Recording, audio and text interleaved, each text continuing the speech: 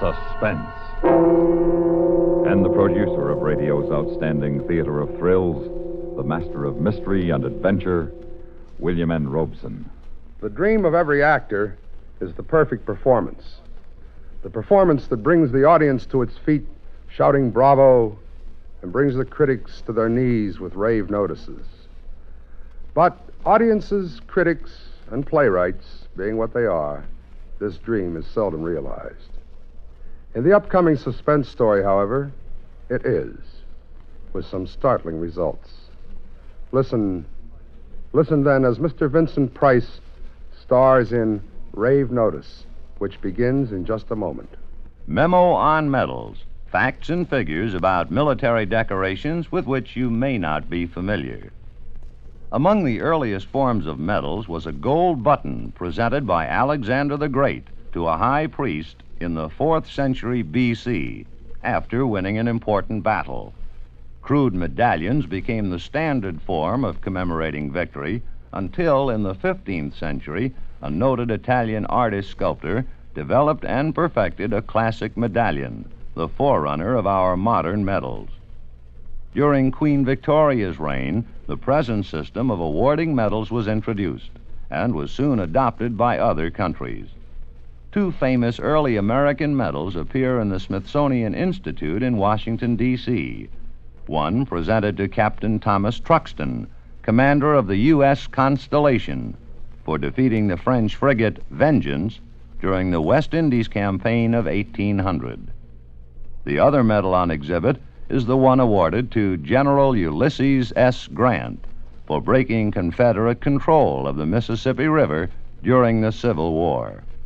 Old or new, medals represent a memorable, heroic act worthy of our respect and pride.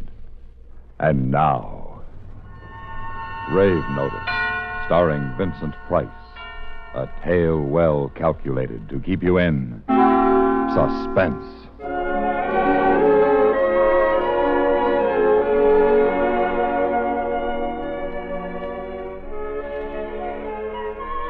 I'm an actor, and this is a theater. Up there on the stage, beyond the empty seats, lit by the single bare bulb of the work light, are my fellow actors. We are here to make a play. Friend Norman, sitting alone in the third row, is our director. This is the 5th day of rehearsal. It's not a bad little play, but you know Norman. Norman will manage somehow to spoil it. Norman will misdirect the actors and lose the values. No. But, Norman, why not? Why not? Because I am the director and I say no. No. Yes, Norman. All right, cast, take 5. Oh, Sam. Oh, yes, Norman. Sam, come over here. I want to talk to you. Sure, Norman, sure. Well, what is it? Sam, I've had to turn over the bell ringer to Luther.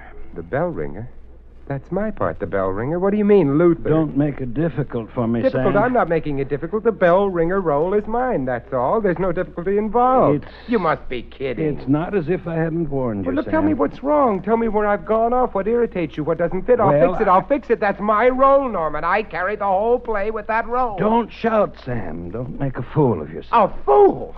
Oh. Look, Norman, why are you doing this to me? Because you're not right for it? Not right. You fat pig, what do you know? Easy. What do you know? What do you know about acting? Easy, Sam. Take it easy there. Fat belly, fat head, fat face. That's enough. You know nothing. I know you. I know actors.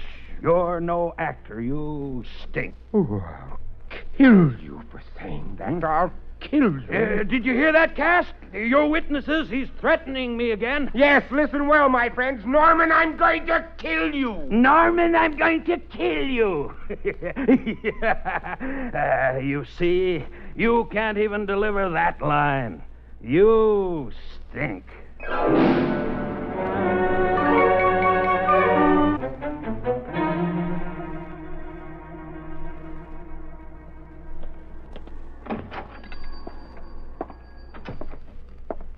Yes, gentlemen. I want to buy a gun.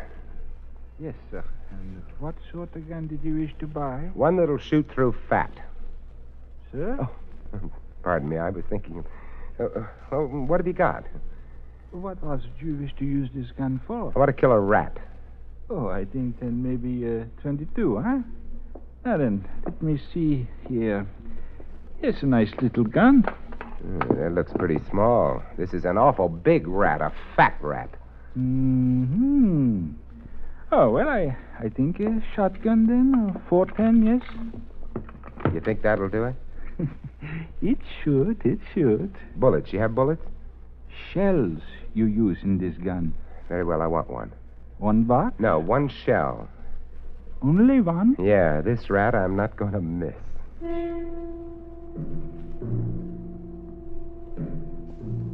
It's time now. He will come out of the stage door and he'll walk this way through Schubert's Alley on his way to Sardi's for a drink. I slide the gun out from under my coat and I wonder. Heart or belly? Heart or belly? Belly. Belly, yes, his cultivated paunch, fatted with actors' hearts. Here he comes, on cue for his exit. Goodbye, Norman. Sam! I'm shot. Norman, you're dying. Please, somebody call an ambulance, please. Is this how you play your death scene, Norman? You're dying, Norman. Play it. Play it! He didn't die right away. He just lay there in Schubert's Alley and bled. And then they took him to the hospital, and they took me to Tombs Prison, and they got me a lawyer. I suppose when he dies, I become a murderer, huh? Yes. They'll electrocute me. Yes? I must have been crazy. I thought of that. What do you mean? Temporary insanity. I thought we might plead that. Well, why don't we? Because you threatened him before witnesses at least twice, went to a store, chose a gun with great care, waited for him to appear. You did all this, and then you shot him. Yeah, that's right, I did. That's premeditated murder. First-degree murder. So the temporary insanity thing is out. Way out. The only other thing I could think of is if we could prove you were insane all along. What would happen? I mean, what would happen if I were? Then they couldn't execute you. Of course. You seem very calm. I'm an actor. Insane. Mad. I know a joke. A wonderful joke. I'm going to beat Norman even in his grave. I'm going to have myself exonerated of his murder. Yes, freed of the charges. It's so simple. I'm going to play the greatest role of my life. Play it without makeup, without lights, without script or cue. I'm going to play a part strangely foreign to my nature. I'm going to play a homicidal maniac.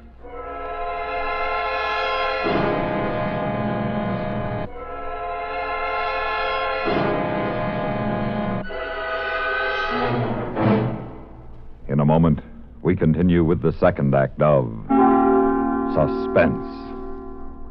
Another visit with Joe and Daphne Forsythe.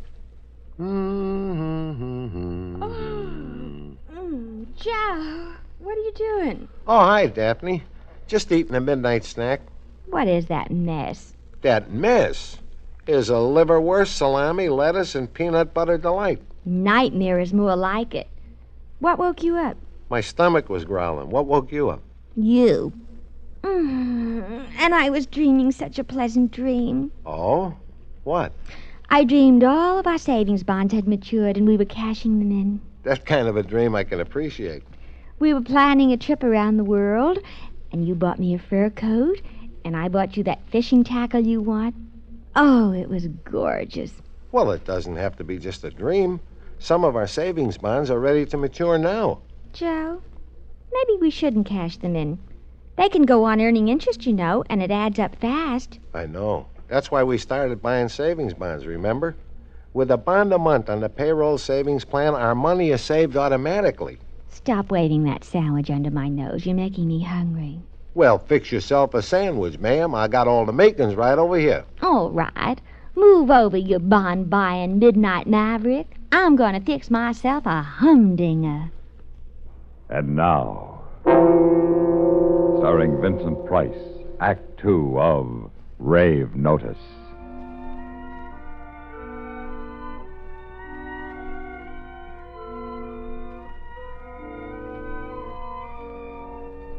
I'm going to play a homicidal maniac.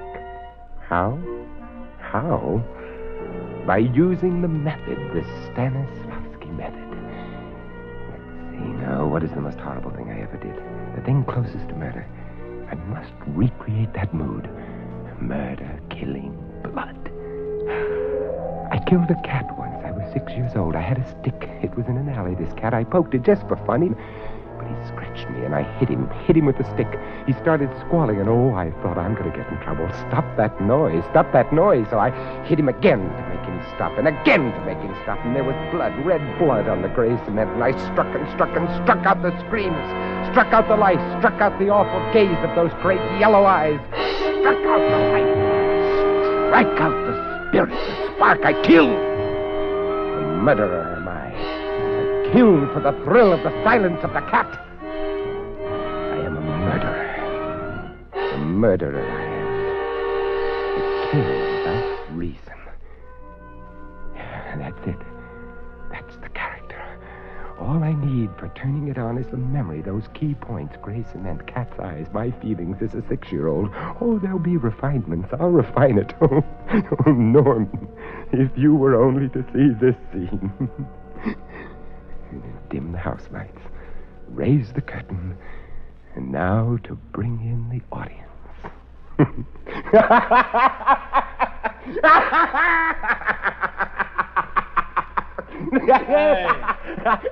Hey, you. Who, may I ask, are you? Huh? What's going on down here, Murph? I don't know. Who are you? Come on, now, will you, Mark? I asked a civil question, I expect a civil answer. Who are you? So nice and quiet for a while. Just answer my question. That's all I ask, and that's not much for a hero to be asking now, is it? You don't know who we are. I think he's putting on an act. Hey, don't turn your head away. We know you hear us. Yeah, leave him be. You think he's kidding? Who cares? Yeah. That was very weak. You can do better than that. You're supposed to be a murderer, a homicidal maniac, so what's the emotion? Guilt. You've got to be guilty. Guilty. Smear yourself with the stuff. Guilty, bloody hands, guilty, and you want to be punished. Yes, punish yourself. That'll do it. But it'll hurt. So what?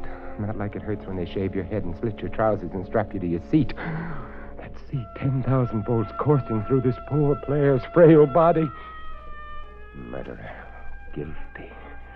You should be punished. 1, 2, 3. Curtain going up. I'm guilty. There's blood on my hands, blood and filth and disease. I smashed him on the gray cement and smashed him. I murdered him. I'm a murderer. I confess it. It. Oh, look, I want to confess to purge myself of this guilt. Oh, come on. I am guilty to the injury. I smashed him. What are you getting so worked up about? The guy ain't even dead yet. Not dead. He is dead. He's been dead these past 36 years. 36 years. Oh, if you don't punish me, Hey, what are you doing? Hey, will you quit beating your fist against the wall? I am guilty, and I shall be smashed as he was smashed. Hey, your hand, you're going to bust your hand on that wall there. I shall be smashed. It is written. You know the writing in blood that lies across the counterpane in the bed under the window when little boys are supposed to be far away in slumberland. Mahoney? Yeah? Get the doctor. This guy flipped. Good. Get the doctor. My hand is killing me. Something broke, and I don't mind the bloody scraped knuckles or even breaking the nails, but not the bones. 2 cats dead, murdered by my stick. 4 cats dead, murdered by my stick.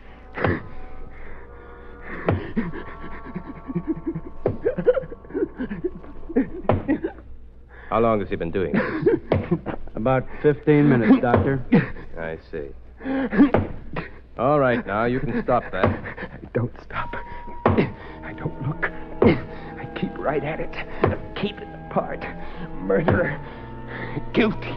Stop it. It hurts, but I'm paying a price. Stop it. I am buying my way out of the electric chair. All right, grab him. No, please. Please. I want to pay. I'm the guilty one, and I want to pay my debt to society. Hold him. No, let me go. I must pay. It. Steady. This'll quiet him. Hypodermic needle.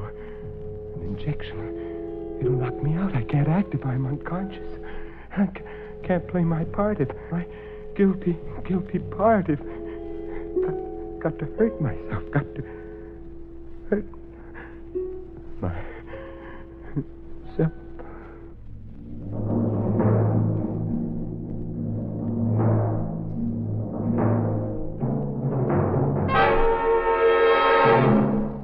In a moment, we continue with the third act of Suspense. We have together ample capacity and freedom to defend freedom. This is NATO, the North Atlantic Treaty Organization. The North Atlantic Treaty Organization goes far beyond a formidable military defense organization.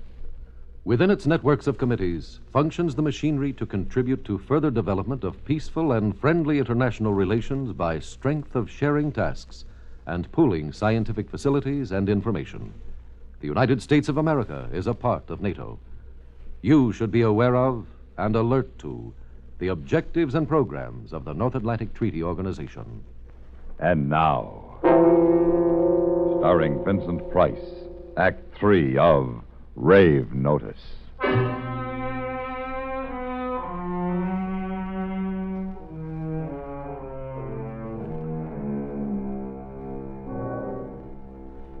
It's so quiet here, so white. Such sweet stillness and peace. Gone the darkness of the cell, steel and concrete. They're watching me very carefully. The taller one, he's new. The other gave me the hypodermic, yes. Hypodermic? How long have I been out? Did I say anything while I was out? Perhaps if I keep still, they will let me know. Your definite suicidal tendencies, Doctor? Well, to put it another way, obsessive guilt with a compulsion to self-destruction. Nothing new about that. Look, he's opening his eyes. Hello? You awake? Who are you? You remember me, don't you? No. Well, I gave you something to quiet you a little while ago. A little while ago. When you were trying to injure yourself so we'd think you're insane. And you've decided to give that up, haven't you? I have to carry out my sentence, you know. Well, how will you carry out your sentence? Be smashed. I'm to be smashed as I have smashed the cat. Is that the law? Yes, I smashed him with a stick. Stick? You mean shotgun, don't you? Oh, why would I say shotgun if I meant stick? I said stick. But you shot the man with a shotgun. It was a cat, and I smashed him with a stick. Well, after you smashed him with the stick, what happened? What? What happened after he was dead? I was frightened. I went home. Mama was there. She said, "How did you get blood on your hands?" I said, "A dog licked my hand, and he had blood on his teeth." I understand you're an actor. Oh, aren't we all actors? We try to act innocent when we're guilty. Doctor, will you step outside a moment? I've got them. What are they talking about out there? I wish I knew. It doesn't matter. I've got them. I know that. I've got them. I've got them. Well, I guess you'll be leaving us soon. Oh, thank you. Thank you. Thank you. You're very understanding, Doctor. I'm guilty and I must pay. You know that. What the doctor means is that you're going to a place where they'll help you to get well. Get well, huh? Yes, of course. Doctor, if you'll have the affidavits drawn up, I'll sign. We'll get a court order committing him. Right. Seems you were right all along. You know, I wasn't sure until you told me about the man he shot being out of danger. Oh, yes. The guards told the patient his victim had recovered. But he didn't comprehend, of course. Went right on screaming and punishing himself. I see. What would they have given him if we'd found him sane? Well, that depends. The injured party refused to press charges. He'd be out of here in an hour. Recovered? They didn't tell me Norman had recovered. How could he have recovered? I shot him in his fat paunch. When did they tell me? It was while I was screaming, maybe. I was really into the part, then deep in it. I couldn't have heard them, and now he'll be free, and I will go off to an insane asylum married to a role that I loathe, that I hate. No. Doctor! Doctor, come back. It was all a joke, Doctor, a game. Come back. What is it? Listen, Doctor, I have a confession to make. I'm not insane. Please believe me. Oh, of course you're not. Just a little confused, that's all. Oh, no, you're wrong. Don't you see? It was all a gag. Just a gag. Yes, of course it was. Now you're going to a place where you can rest and everything's going to be all right. No, believe me, I am sane. Why shout? I'm not shouting. I only want to impress on you. You were shouting rather loudly. Look, my lawyer said if I could prove insanity, I wouldn't go to the chair. Chair? Yeah. I thought you were to be, you said smashed. Oh, forget that. That was a part of the method. Method? The Stanislavski method. It's a system of acting. What do you think, Doctor? I don't know. Huh? Well, the patient seems to be telling the truth. Yes, he does. I can fool you all over again if you feel it's necessary to prove my point. No, I don't believe you'll be able to fool us again. Doctor, what's your opinion? I say the man's in full control of his faculties, is aware of his crime, and committed it out of what society calls a sober motive. I say the man is sane. You, sir. Do you agree with the doctor? It's what I've been telling you. And I say sane. That makes it unanimous. Gentlemen, never in the history of the theater has such a performance been rendered, nor under such adverse circumstances. Just one more question. Of course. Why did you kill him? Kill him? But I didn't. I shot him, that's all. Shot. You mean shot, don't you? Don't you? No. But Norman, he is dead. Yes, and you were sane. And you were going to repay society with your life. Norman is dead. Treacherous, lecherous, bawdy villains! Ring down the curtain! The play is ended!